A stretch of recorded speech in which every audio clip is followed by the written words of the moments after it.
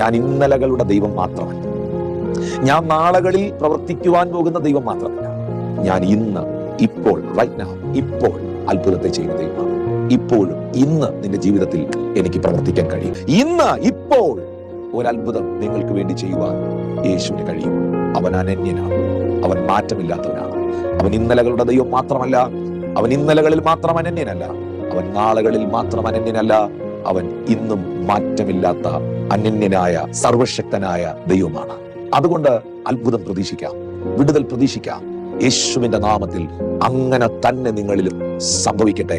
നഷ്ടപ്പെട്ടു എന്ന് നിങ്ങൾ കരുതിയ, കൈവിട്ടുപോയി എന്ന് നിങ്ങൾ കരുതിയ, ഇനി ഒരിക്കലും അതിനകത്തൊരു വിടുതൽ ഉണ്ടാകില്ലെന്ന് കരുതിയ, ഇനി ഒരിക്കലും ആ സഹോദരനെ, ആ വ്യക്തിയെ കാണുവാൻ കഴിയുകയില്ലെന്നുള്ള നിലകളിൽ നിങ്ങളുടെ കയ്യിൽ നിന്ന് നഷ്ടപ്പെട്ടു പോയ, എന്നേക്കുമായി ഇല്ലാതായി പോയിരിക്കുന്നു എന്ന് കരുതുന്ന ചില വിഷയങ്ങളിൽ ദൈവത്തിന്റെ അത്ഭുത പ്രവൃത്തികൾ നിങ്ങൾ കാണട്ടെ.